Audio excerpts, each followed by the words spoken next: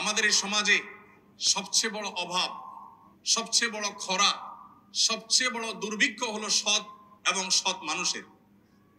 আমাদের অনেক পরে স্বাধীনতা অর্জনকারী পৃথিবীর বহু দেশ আমরা খুঁজে পাই, যেই দেশ আমাদের চাইতে অর্থনৈতিকভাবে, জ্ঞানে বিজ্ঞানে, তথ্য প্রযুক্তিতে, অবকাঠামোতে, গবেষণাতে, অন্য অনেক সেক্টরে তারা আমাদের চাইতে বহুগুণ এগিয়ে গেছে।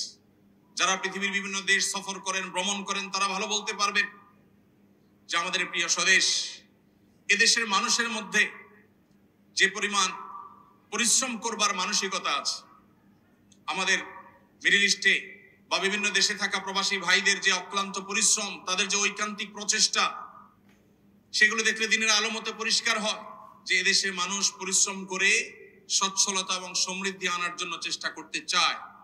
দুর্ভাগ্যজনক বাস্তবতা, দুর্নীতি, অনিয়ম, অপশাসন এগুলো আমাদেরকে পিছিয়ে রেখেছে। কোনোভাবে আমরা এগুলোকে ওভারকাম করে সামনে এগোতে পারছি না।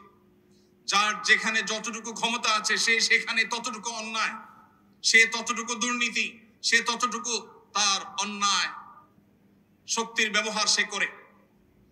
এই দুরবস্থা থেকে উত্তরণের জন্য উম্মার এই সংকটকালে নীতি এবং আদর্শবান নাগরিক এবং মানুষ গড়ে তোলবার জন্য দেশের মসজিদের মিম্বর থেকে নিয়ে মাহফিলের মঞ্চ পর্যন্ত নিরলসভাবে উলামায়ে কেরাম কাজ করে যাচ্ছেন।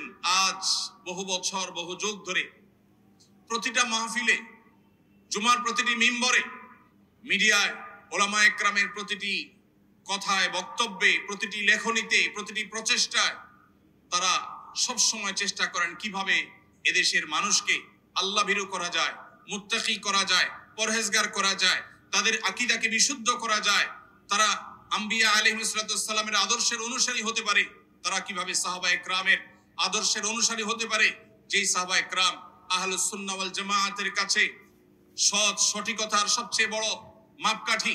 নবী সাল্লাল্লাহু আলাইহি সাল্লামের পর কোরআন এবং হাদিসকে বুঝবার জন্য যাদের বুঝ আমাদের জন্য সবচেয়ে বড় মেয়ার এবং মাপকাঠি, সেই সাহাবায়ে কেরামের পথে, সুন্দরের পথে, ন্যায়ের পথে, সততার পথে, নিষ্ঠার পথে এদেশে মানুষকে আনবার জন্য মাহফিলগুলোতে, মিম্বরগুলোতে, মাদ্রাসাগুলোতে, বিভিন্ন দ্বীনি প্রতিষ্ঠানগুলোতে উলামায়ে কেরাম কাজ করে চলেছে।